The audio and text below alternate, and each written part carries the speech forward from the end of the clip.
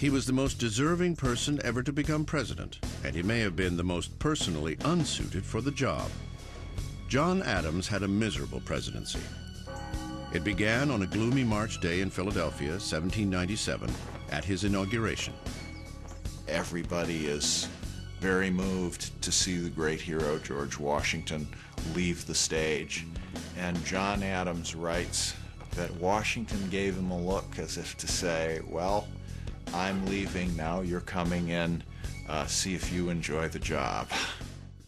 Number 2, John Adams, Federalist, 1797 to 1801.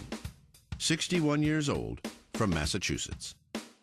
If you think about following George Washington, how does one follow a person who is the American Cincinnatus?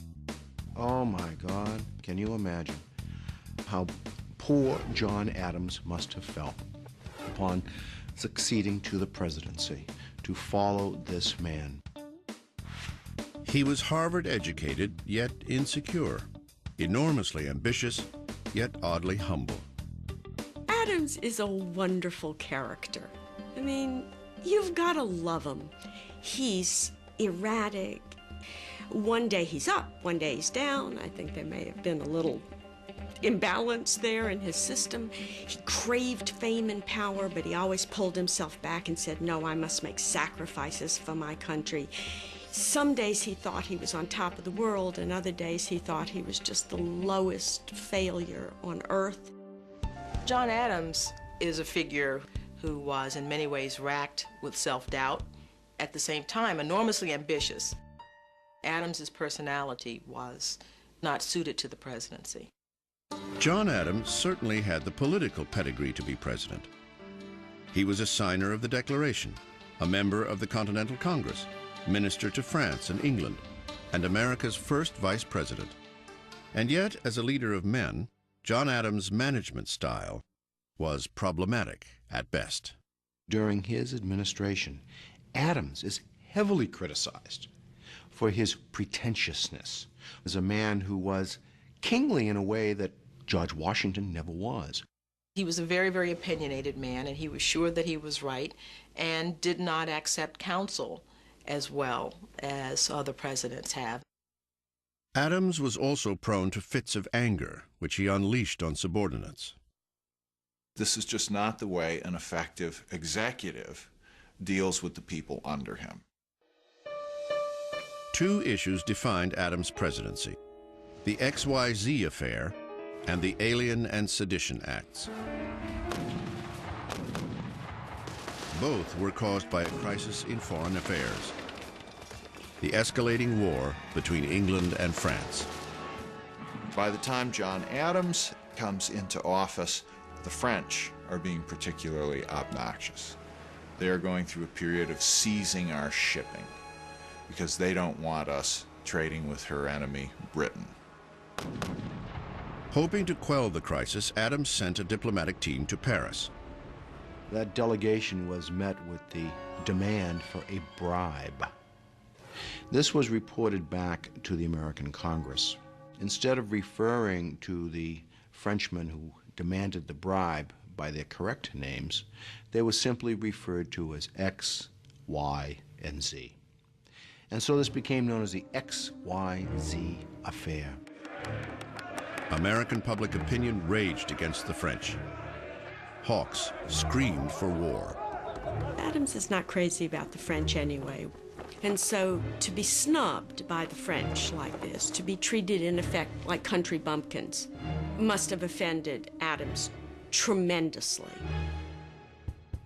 But instead of acting impulsively, Adams kept his cool and sent a second peace delegation to Paris.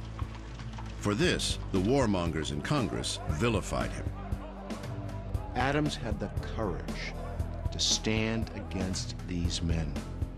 Indeed, he stood against most of the men in his own party, the Federalist Party. But he was firm and adamant in seeking a peaceful solution. Adams would reach his peaceful solution in 1800 when France and the United States signed the Treaty of Montfontaine. But this wouldn't happen before Adams made the worst decision of his presidency.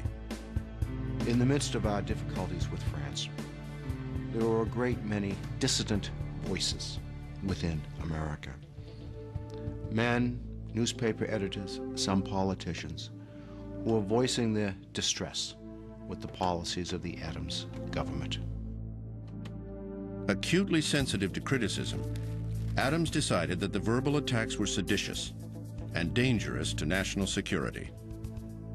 So, in 1798, Adams signed the Alien and Sedition Acts, making it a crime to falsely speak out or write against certain federal office holders, including the president. It stands out as the single greatest blemish on his otherwise extraordinary career.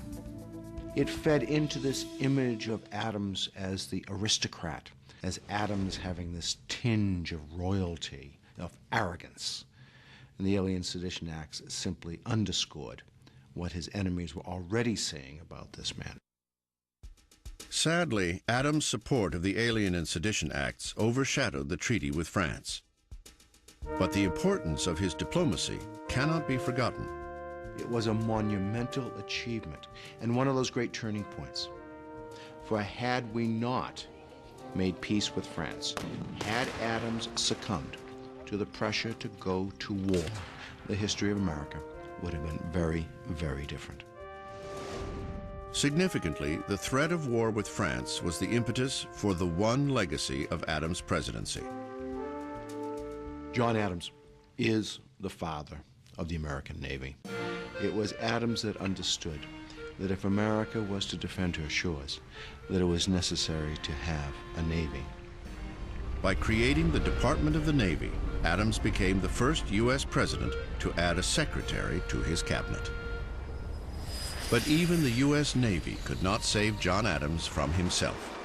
He had alienated many members of Congress and men of his own party. In November 1800, just after becoming the first president to live in the White House, Adams lost his bid for a second term to Thomas Jefferson. It was a bitter defeat. Adams is not gracious in defeat. The image we have today of the election of a new president, and the former president bids him welcome to the White House, etc., etc. Oh no, not at all. Adams leaves Washington in the midst of the night. When he left office, he was certainly the most unhappy man in the country because he believed he left office disgraced and unappreciated. During his own life, John Adams' presidency was regarded as the low point of his remarkable political career. It would take nearly 200 years for historians to reassess his contribution to the office. Two presidents signed the Declaration of Independence, John Adams and Thomas Jefferson. Both died on July 4, 1826, the 50th anniversary of the signing.